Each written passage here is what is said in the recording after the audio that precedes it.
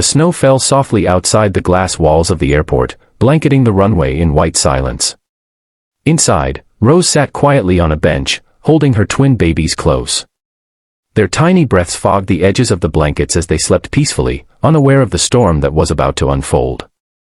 Rose adjusted her old gray scarf and stared out the window, lost in thought. She had worked hard these past 3 years, raising her children alone after leaving behind the only men she had ever loved, Ethan Kingsley, the millionaire who once owned the mansion where she worked as a maid. Her past felt like a distant dream, until that morning. 3 years ago, Ethan had been cold, powerful, and unreachable. Yet behind his sharp eyes, Rose had seen a loneliness that mirrored her own. She remembered how their paths had crossed, not as employer and maid, but as two souls quietly healing each other. Late nights, stolen glances, words left unspoken. One night of rain, one night of truth, and everything changed. When Rose discovered she was pregnant, fear consumed her. She knew Ethan's world, wealth, pride, reputation, could never accept someone like her. So she disappeared, leaving behind only silence and memories. Now, fate had brought them face to face once again. As Rose waited for her flight, a familiar voice echoed behind her, deep, firm, unforgettable. Rose. She froze, her heart skipping a beat. Slowly, she turned around. Standing there, tall and elegant in a dark coat and scarf, was Ethan. His eyes widened as he took in the sight of her, then shifted to the two sleeping children in her arms. For a moment, neither spoke. The world around them faded, and time seemed to stop. Ethan's voice trembled. "It's really you." He took a step closer, confusion and emotion blending in his eyes. "Where did you go, Rose? I searched for you for months."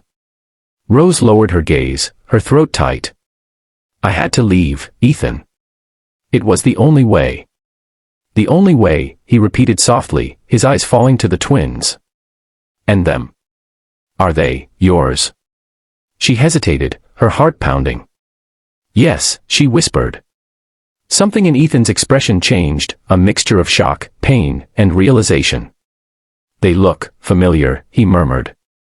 His voice broke as he knelt down, staring at the tiny faces that mirrored his own. "They're mine, aren't they?" Tears welled up in Rose's eyes. "Please don't ask me that." "I have to," he said, his voice trembling. "I deserve to know the truth, Rose.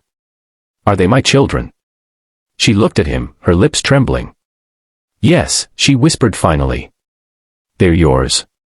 The words hung in the air like thunder. Ethan's hands shook as he looked at his children, his flesh and blood. "All these years," he whispered. "You kept them from me." Rose's tears fell freely. "You were about to get married, Ethan. You had your life, your company, your dreams. I didn't belong there. I didn't want to ruin your future." Ethan's jaw tightened. "You think money or status mattered to me? You mattered, Rose. You always did." Her eyes filled with guilt and longing. "I was scared. I didn't know how to tell you. I thought if I disappeared, you'd forget me." He shook his head slowly. "I could never forget you. Every day without you was like living without air. And now I find out I missed years of my children's lives." Rose took a step back, holding the twins protectively. "Ethan, please. Don't make this harder. I just wanted to give them a peaceful life, away from everything." He looked at her with a softness that broke her heart. "Rose, I lost everything when you left. The house felt empty, my success meant nothing. You were the only light in my world." For the first time, she saw tears glisten in his eyes. Her voice trembled. "Don't say that, Ethan." He reached out, gently brushing a tear from her cheek. "I mean it. You gave me something I never thought I'd have again, hope. And now, you've given me more than that." He looked at the twins again, his voice breaking. "You gave me a family." Rose's heart ached. She wanted to believe they could go back, that things could be different, but she knew the truth she carried was heavier than love itself. "Ethan," she said softly, "there's something else you need to know. The reason I left, it wasn't just fear. There was someone else involved. Someone who didn't want me near you." Ethan frowned. "What are you saying?" She looked at him with trembling lips. If I tell you now, it could destroy everything you've built. It could destroy you.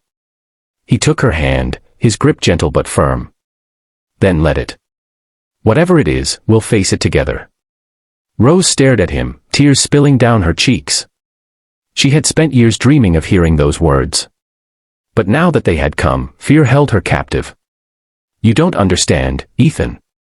Some secrets can't be undone. He looked at her steadily. Then I'll live with it. But I won't lose you again. The announcement for her flight echoed through the terminal, pulling them both back to reality. Rose looked at the sleeping twins, then at Ethan. Her heart whispered for her to stay, but her past screamed for her to run. Please, he said, his voice breaking. Don't go. Rose hesitated, her eyes filled with conflict. If I stay, everything will change. Then let it change, Ethan said. Because maybe this time, change is what we need. As the snow fell outside and the twins stirred softly in her arms, Rose realized the truth, fate had brought them back for a reason. But deep inside, she knew this reunion was just the calm before a storm. The real secret, the one she had buried for years, was still waiting to surface. And when it did, it would change everything.